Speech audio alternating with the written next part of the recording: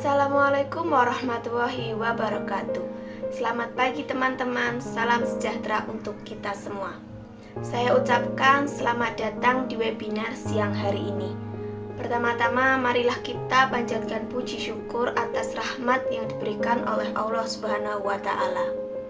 Yang terhormat Bapak Dekan Fakultas Psikologi dan Kesehatan UIN Wali Songo Semarang beserta jajarannya. Yang saya hormati Kepala Jurusan Psikologi Fakultas Psikologi dan Kesehatan UIN Wali Songo Semarang. Yang saya hormati pula dosen kita Ibu Nikmah Rohmawati yang telah mendukung acara webinar siang hari ini. Serta yang saya sayangi teman-teman peserta webinar yang telah bergabung pada kesempatan siang hari ini. Perkenalkan, nama saya Oliviani Nurul Malida selaku moderator dalam webinar siang hari ini. Selanjutnya, perkenalkan rekan-rekan pemateri pada hari ini. Yang pertama ada Amelia Rahmah, yang nantinya dilanjutkan pula oleh pemateri Nisa Az-Zahra, dan kemudian yang terakhir oleh pemateri kita Mar'atul Mukaromah. Nah, sudah gak sabar kan ya untuk mendengarkan materi hari ini? Hari ini kita akan membahas tentang tidur dan kebahagiaan. Siapa sih yang gak mau bahagia? Tapi dengan cara yang menyenangkan, seperti tidur misalnya. Iya kan? Pasti semua pengen. Nah, cocok nih sama tema webinar hari ini, yaitu tidur dan kebahagiaan. Istirahat paling menyenangkan emang tidur. Tapi teman-teman tahu gak sih kalau ternyata tidur itu dipelajari loh di psikologi.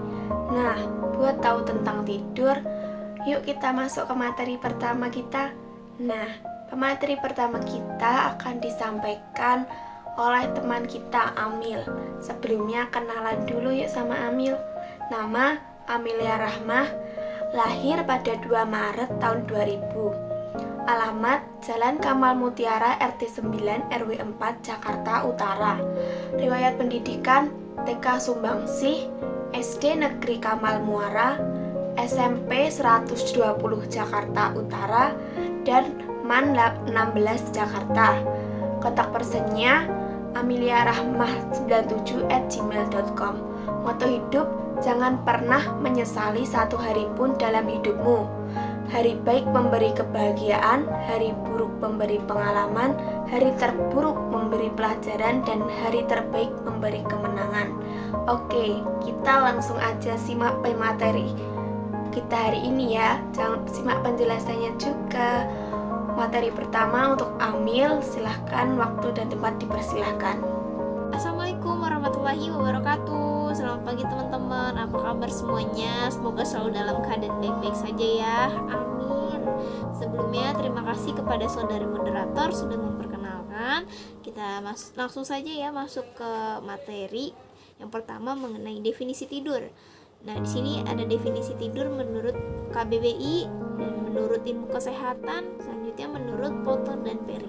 Pertama, menurut KBBI, tidur merupakan suatu keadaan berhenti atau mengaso badan dan kesadarannya, dan keadaan ini biasanya ditandai dengan memejamkan mata.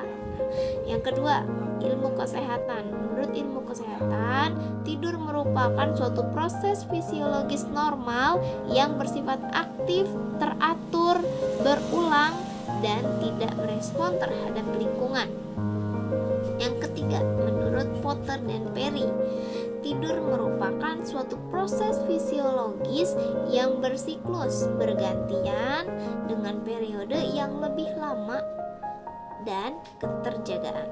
Maka dapat disimpulkan bahwa tidur merupakan suatu keadaan di mana badan kita beristirahat, mengaso gitu ya, dan sifatnya aktif, teratur, dan berulang, dan biasanya ditandai dengan memejamkan mata.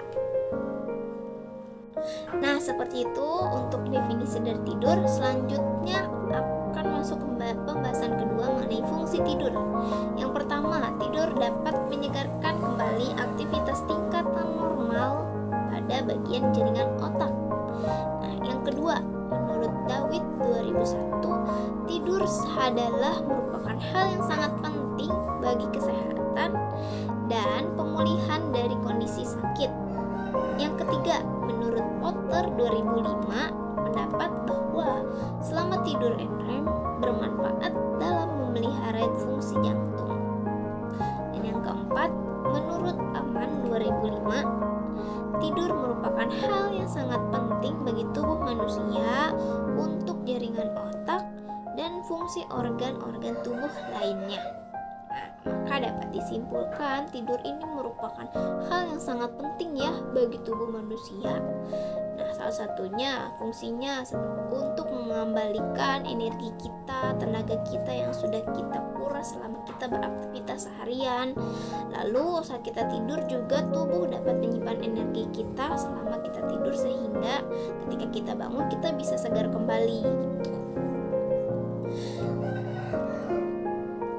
Nah, seperti itu teman-teman untuk definisi tidur dan fungsi tidur. Nah, selanjutnya ini ada kebutuhan tidur dan waktu tidur yang ideal. Setiap makhluk hidup pada dasarnya dituntut untuk memenuhi kebutuhan dasarnya, yang dimana kebutuhan dasar ini berguna untuk keberlangsungan hidup manusia itu sendiri. Nah, salah satu dari kebutuhan dasar manusia itu adalah apa? Ayo. Betul, tidur. Nah, tidur merupakan salah satu kebutuhan dasar manusia yang harus dipenuhi.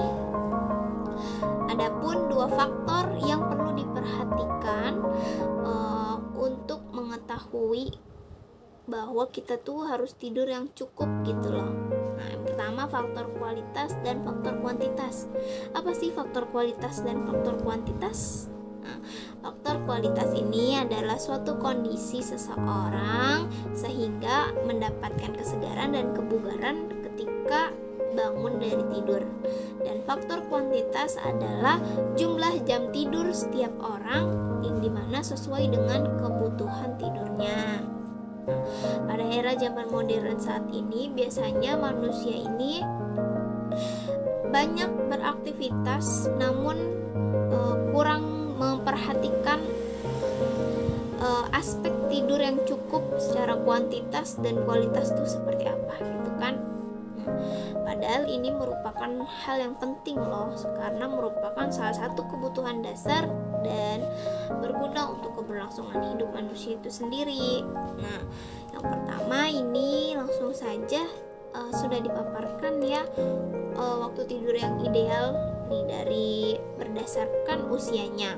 Nah, biasanya semakin bertambahnya usia, kebutuhan tidur setiap orang itu biasanya semakin berkurang.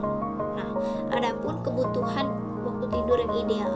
Nah, ini yang pertama dari bayi umur 0 sampai 3 bulan biasanya 14 sampai 17 jam per hari. Bayi 4 sampai 11 bulan 12 sampai 15 jam per hari. Anak 1 sampai 2 tahun 11 sampai 14 jam. Anak 3 sampai 5 tahun 10 sampai 13 jam. Anak 6 sampai 13 tahun 9 sampai 11 jam. Remaja 14 sampai 17 tahun 8 sampai 10 jam. Dewasa muda 18 sampai 25 tahun 7 sampai 9 jam. Dan dewasa 26 sampai 64 tahun 7 sampai 9 jam. Dan lansia umur 65 tahun biasanya 7 sampai 8 jam per hari. Nah, teman-teman usianya berapa tahun nih? Bisa dilihat ya. Tuh, kalau misalnya saat ini dewasa muda bisa umur 20 tahun biasanya mahasiswa gitu ya. Kebutuhan tidurnya tuh 7 sampai 9 jam. Nah, jadi kita jangan bergadang ya. Sudah tahu nih waktu tidur yang berkualitas, yang berkuantitas tuh kalau umur 20 tahun atau dewasa muda tuh 7 sampai 9 jam. Maka diperhatikan lagi ya teman-teman waktu tidurnya. Nah, materi selanjutnya fisiologi tidur. Fisiologi tidur ini merupakan pengaturan kegiatan tidur oleh adanya hubungan mekanisme serebral yang secara bergantian untuk mengaktifkan dan menekan pusat otak agar dapat tidur dan bangun. Nah, salah satu aktivitas tidur oleh ini diatur oleh sistem pengaktivasi retikularis yang merupakan sistem yang mengatur seluruh tingkatan kegiatan susunan saraf pusat termasuk pengaturan kewaspadaan dan tidur. Nah, tidur ini dibagi menjadi 2 tahap. Yang pertama ada fase rapid eye movement atau REM dan disebut juga active sleep. Nah, fase tidur REM ini merupakan tahap tidur yang ditandai dengan tekanan darah, denyut nadi, dan frekuensi pernapasan yang luas. Nah, dan biasanya fase tidur REM ini ditandai dengan pergerakan mata gitu. Maksudnya kelihatan kalau tidur tuh matanya kayak gerak-gerak gitu. Nah, dan biasanya ditandai juga dengan kita mimpi yang tampak nyata gitu. Nah, kalau kita pernah merasakan kita pernah mimpi tapi kok kayaknya mimpinya terasa nyata gitu. Nah, itu biasanya kita sedang mengalami fase tidur REM atau rapid eye movement. Yang kedua ini fase tidur non rapid eye movement atau NREM, disebut juga dengan quiet sleep. NREM ini adalah suatu kondisi tidur di mana kita tuh merasakan tidur tuh nyenyak gitu, tenang. Nah, itu ditandai dengan denyut jantung dan frekuensi pernapasan yang stabil atau lambat, serta tekanan darah yang rendah. Seperti itu untuk fisiologi tidur. Semoga mudah dipahami ya. Nah, gimana teman-teman? Kita jadi makin tahu kan tentang tidur kita sendiri. Tapi ternyata ada nih gangguan-gangguan tidur itu sendiri. Pas banget pemateri kedua kita hari ini akan membahas mengenai gangguan-gangguan tidur dan pastinya cara mengatasi hal tersebut. Yuk kita kenalan dengan pemateri kedua kita. Ada teman kita, Nisa Azahra. Nama Nisa Azahra, tempat tanggal lahir Brebes 1 November 2000, alamat Perum Ekamas BK 07 RT 2 RW 5 Pengulah Utara Kota Baru Karawang. Riwayat pendidikan TK Ar-Rahmah, SDI Nurul Huda, SMP IT Nurul Husna, dan SMA IT Al-Madani. Kontak personnya nzzahra35@gmail.com. Moto hidup, jika ingin menguasai berbagai skill, kamu harus melakukan usaha secara totalitas. Langsung saja yuk buat Nisa, waktu dan tempat dipersilahkan. Baik, terima kasih banyak atas waktu dan kesempatannya sehingga saya dapat berbicara pada kesempatan kali ini. Sebelumnya saya mau nanya nih, kalian masih pada semangat kan? Masih dong. Oke, kalau masih, kita lanjut ke materi selanjutnya ya. Ke pembahasan selanjutnya yaitu tentang gangguan tidur atau sleep disorder. Nah, kondisi ini merupakan kondisi yang dapat mengubah cara atau kebiasaan tidur seseorang. Di kondisi ini dapat mempengaruhi kesehatan, keselamatan, dan kualitas hidup seseorang. Contohnya, jika ada seseorang yang kurang tidur akibat dari sleep disorder, nah maka itu akan berpengaruh ke kegiatan sehari-harinya. Misalnya, lagi nyetir, dia ngantuk terus, atau misalkan lagi belajar, jadi sulit berkonsentrasi, kayak gitu. Pernah gak sih kalian tuh ngalamin gangguan tidur? Pasti pernah lah ya. Nah, pertanyaannya, kalau gangguan tidur itu sebenarnya normal atau enggak sih? Jadi, kondisi gangguan tidur, kalau misalkan masih dirasain sekali, itu masih termasuk ke dalam batas normal. Tapi kalau misalkan udah dirasakan secara terus-menerus, kesulitan tidur itu, nah setiap malamnya apalagi tidak bisa tidur, nah itu baru dikatakan sebagai gangguan yang tidak normal. Nah, biasanya orang yang ngalamin gangguan tidur itu yang terus-menerus tidak bisa tidur, nah pada saat bangun tidurnya tubuh dia tuh akan merasakan nyeri, terus mudah lelah, dan adanya rasa ngantuk yang terus-menerus muncul gitu. Ada beberapa jenis gangguan tidur yang biasanya menyerang. Nah, gangguan tidur yang pertama yaitu insomnia.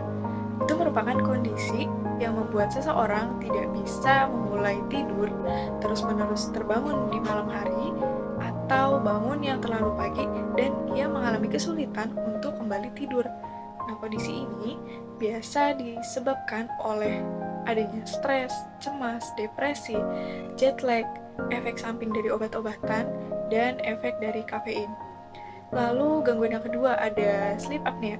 Itu kondisi yang membuat pernapasan seseorang berhenti sementara pada saat tidur. Nah, kondisi ini yang bikin ia terbangun pada saat ia tidur. Kondisi ini juga termasuk ke dalam gangguan yang serius karena dapat mengancam nyawa seseorang. Tidur yang ketiga itu ada restless legs syndrome atau biasa disebut dengan sindrom kaki gelisah. Kondisi ini disebabkan karena adanya dorongan untuk terus-menerus menggerakkan kaki, lengan, atau bagian tubuh lainnya pada saat ia tertidur. Nah, penyebab ini biasanya muncul karena adanya kondisi yang tidak nyaman. Lalu yang keempat, narkolepsi, yaitu gangguan yang ditandai dengan adanya rasa kantuk yang berlebihan yang tidak dapat dikontrol. Nah, ini biasanya disebabkan karena adanya gangguan dari fungsi otak yang mengatur tidur seseorang. Nah, biasanya orang yang mengalami gangguan ini, dia akan tiba-tiba tertidur pada saat melakukan kegiatan, kayak misalkan lagi makan atau lagi berjalan, terus dia tiba-tiba tertidur, seperti itu. Nah, yang selanjutnya pembahasan tentang penyebab gangguan tidur. Nah, ini ada dua faktor. Yang pertama itu faktor internal. Dari segi emosional, stres merupakan salah satu bentuk masalah emosional yang biasanya dihadapi oleh seseorang. Nah, keadaan stres yang dialami oleh seseorang ini dapat mempengaruhi kemampuan seseorang untuk tidur atau tetap tertidur. Nah, tingkat stres yang sedang bahkan yang berat biasanya dapat mempengaruhi jam tidur seseorang yang akan semakin rendah, dan juga dapat mempengaruhi pada mimpi buruk serta gangguan tidur yang lainnya.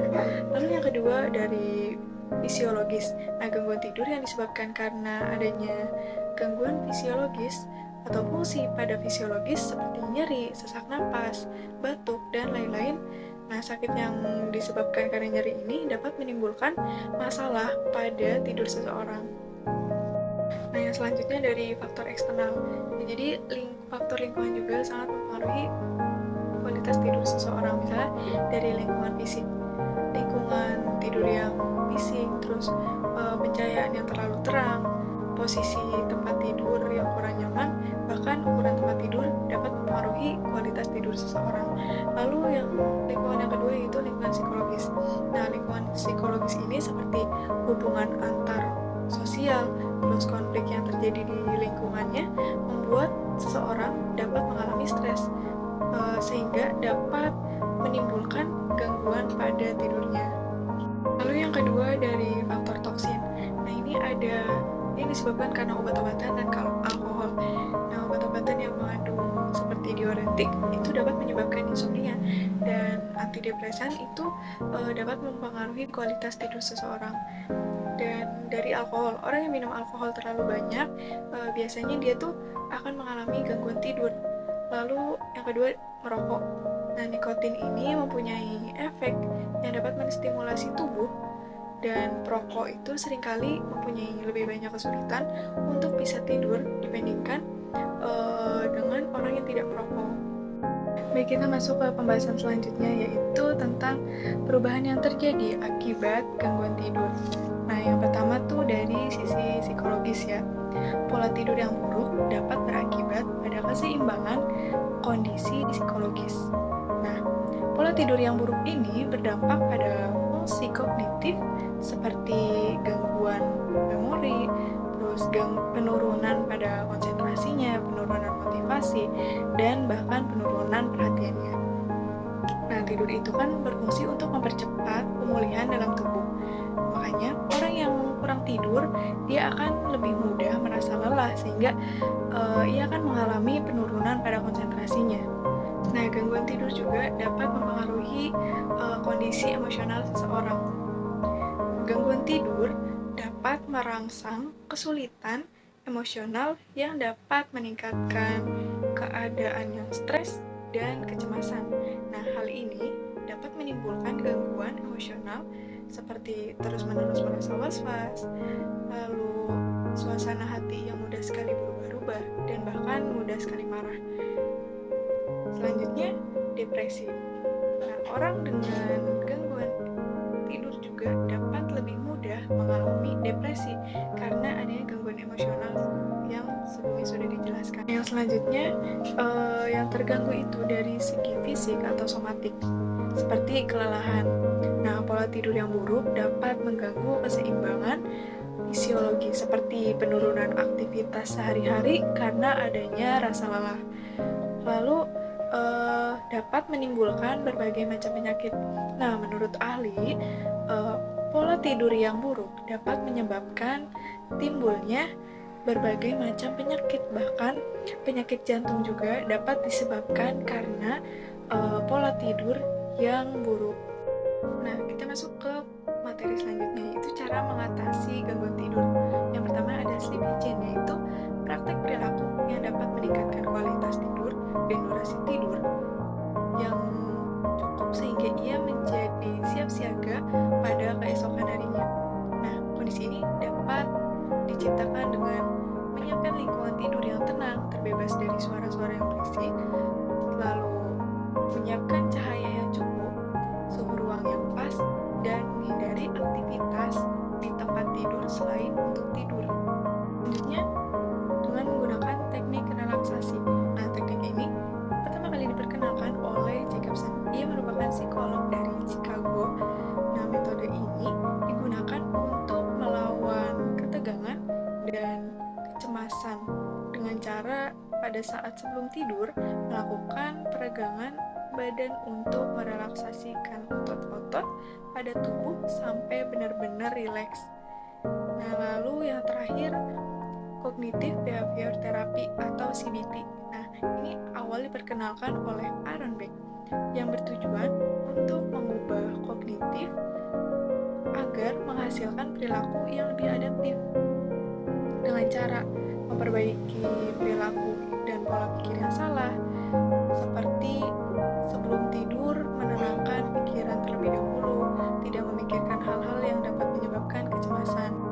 Jadi saya punya beberapa tips nih, gimana sih caranya untuk meminimalisir dari gangguan tidur tersebut. Yang pertama, dengan pada saat sebelum tidur diusahakan jangan mengkonsumsi apapun yang mengandung kafein. Lalu yang kedua, mengatur jadwal tidur harian dengan baik, seperti tidur tepat waktu. Nah, diusahakan tidur tepat waktu ini diterapkan pada hari-hari berikutnya agar menjadi pola tidur yang sama. Lalu yang ketiga, diusahakan menghindari aktivitas berat yang berhubungan dengan fisik. Lalu menciptakan lingkungan tidur yang nyaman, aman, dan tenang. Dan yang terakhir, mengatur suhu ruangan dan penerangan sesuai dengan kebutuhan masing-masing. Sekian tips dari saya, semoga teman-teman bisa mengamalkannya ya. Sekian materi yang sudah saya sampaikan, kurang lebihnya mohon dimaafkan. Teman-teman jaga kesehatan terus ya. Oke, saya kembalikan kepada moderator. Terima kasih. Gimana nih teman-teman? Masih semangat? Masih dong. Harus semangat. Kan habis ini kita bakal nemuin kebahagiaan dari tidur kita sendiri nih. Kita udah tahu tentang tidur, tentang gangguan tidur. Yang terakhir nih, tentang kebahagiaan tidur itu sendiri. Siapa yang nungguin? Oke, langsung saja kita masuk ke materi ketiga yang akan disampaikan oleh Ima. Kenalan dulu deh. Nama Mar'atul Mukaromah. Tempat tanggal lahir Kudus 3 April 2001. Habis ulang tahun. Alamat Margarejo Dewi Kudus. Riwayat pendidikan MI Matoliul Hijah, MTS MU Ibdatul Falah,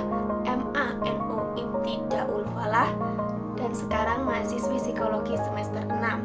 Kontak person paraatulmukaromah341@gmail.com. Moto hidup, tidak perlu risau dalam menjalani kehidupan karena Allah selalu bersamaku. Untuk pemateri ketiga ini silahkan Ima, waktu dan tempat kami persilahkan. Assalamualaikum warahmatullahi wabarakatuh. Halo semuanya, selamat siang. Ya, kalian pasti sudah kenal dong dengan saya, iya kan? Siapa sih yang gak kenal dengan saya? Asik, pede sekali saya. Ya, saya Maratul Mukaromah. Nah, sebelum kita lanjut ke materi selanjutnya, saya ingin bertanya dulu nih kepada teman-teman semua. Apakah kalian masih bersemangat dalam mengikuti acara webinar kali ini? Saya kira kalian pasti sudah pada ngantuk, iya kan? Nah, biar kalian kembali bersemangat lagi, saya ingin mengajak kalian bersenang-senang terlebih dahulu nih. Gimana? Kalian setuju? Oke, setuju ya. Nah, jadi saya akan mengajak kalian untuk bermain ice breaking. Nah, apakah kalian sudah siap? Oke, langsung saja. Oke, baik, langsung saja ke aturan mainnya. Yang pertama, yaitu saya akan menyampaikan nyanyiannya terlebih dahulu dan teman-teman wajib untuk mengikutinya ya. Tapi jangan lupa untuk dihafal juga, oke? Goyang miring-miring, kok jadinya asik, cak uwau-uwau, cak uwau-uwau. Oke, ulangi lagi deh. Goyang miring-miring, kok jadinya asik, cak uwau-uwau, cak uwau-uwau. Oke, gimana, sudah hafal?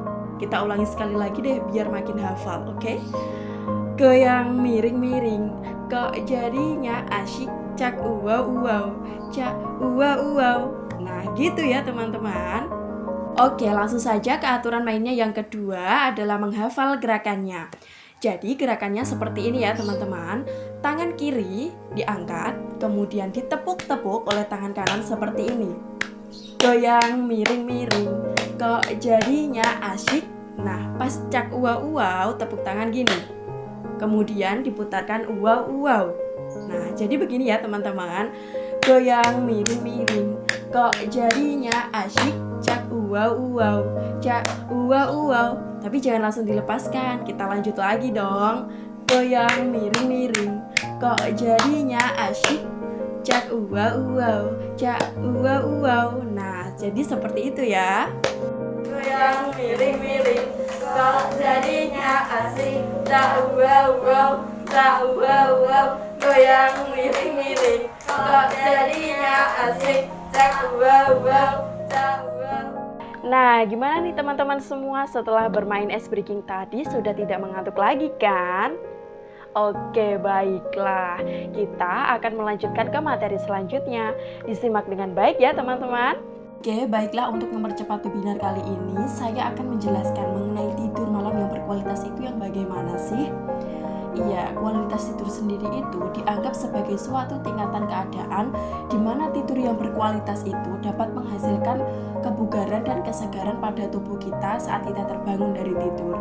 Nah, kualitas tidur itu sendiri merupakan persepsi tentang parameter tidur yang diantaranya adalah berapa lama waktu yang dibutuhkan untuk kita tidur, kemudian frekuensi terbangun pada malam hari, lalu total waktu tidur di malam hari, serta gangguan tidur yang dialami dan bagaimana cara mengatasinya. Oke, jadi tidur yang baik itu akan memberikan efek yang baik pula pada diri kita sendiri, baik secara fisik maupun mental.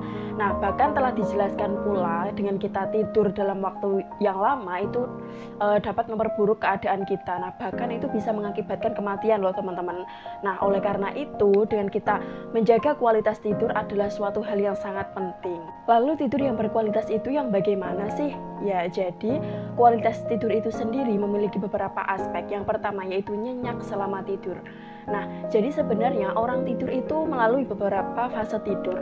Mulai dari fase tidak nyenyak, hingga fase tidak nyenyak sama sekali. Nah, berkaitan dengan kenyenyakan tersebut, para ahli itu menggambarkan tahap tidur itu menjadi 6 tahap.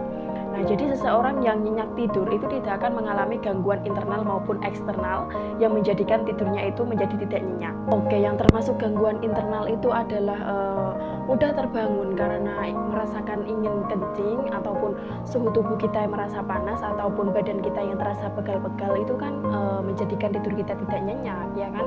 Kemudian untuk gangguan eksternalnya itu seperti terdengar suara gaduh di luar kamar, ketukan pintu, suara mobil, ataupun lain sebagainya. Nah, kemudian kenyenyakan yang paling baik adalah kenyenyakan yang natural atau alamiah, yaitu kenyenyakan yang dialami karena obat tidur ataupun memiliki implikasi yang kurang baik lagi bagi tubuh. Nah, untuk aspek yang kedua yaitu adalah waktu tidur yang cukup. Nah, waktu tidur yang cukup itu berapa lama sih?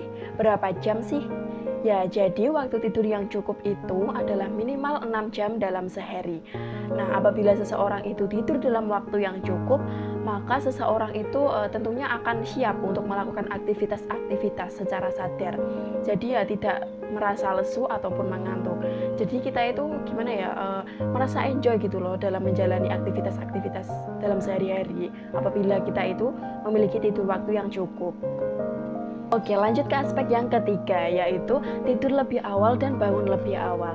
Ya, jadi keteraturan tidur dan terjaga memanglah sesuatu hal yang sangat penting ya teman-teman.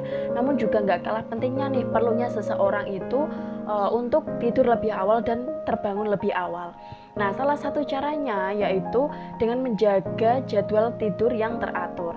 Mulai dari tidur di waktu yang sama dan terbangun pada waktu yang sama. Nah, dengan begitu kan saat kita terbangun, badan kita akan merasa rileks karena kita tidur di waktu yang cukup, terbangun juga di waktu yang teratur, di waktu yang sama, merasa rileks, enjoy gitu ya dalam menjalankan aktivitas-aktivitas. Oke, lanjut ke aspek yang keempat, yaitu merasa segar ketika terbangun. Ya, jadi tadi saya sudah mengatakan berulang kali ya teman-teman. Jadi saat terbangun dari tidur yang cukup, seseorang semestinya itu akan merasakan bahwa badannya itu terasa bugar dan segar saat terbangun, ya kan? Nah, dengan kebugarannya itu seseorang siap melakukan berbagai aktivitasnya sepanjang hari dengan efektif dan efisien ya tentunya. Nah, namun tidak semua orang itu merasakan bahwa badannya itu bugar saat terbangun dari tidur.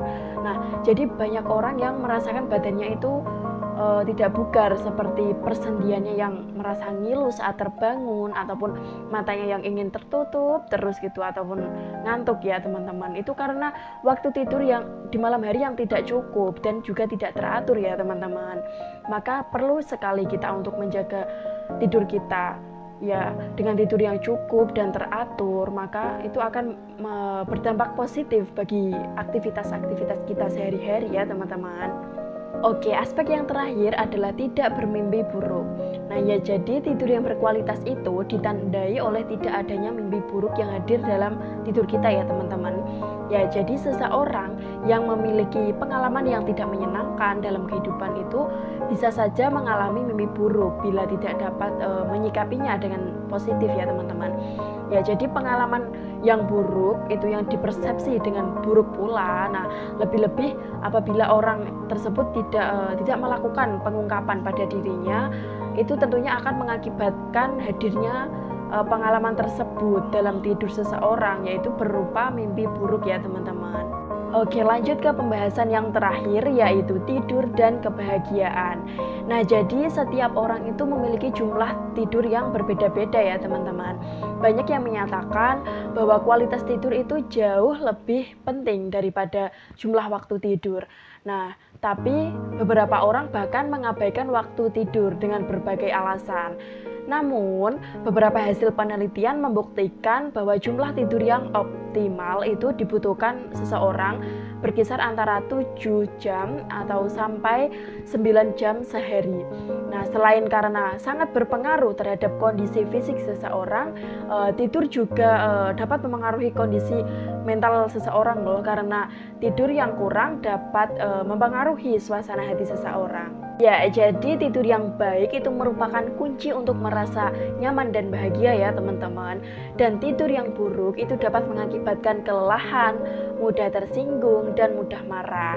Nah, periode kekurangan tidur yang panjang itu terkadang menyebabkan disorganisasi ego, halusinasi, dan juga waham.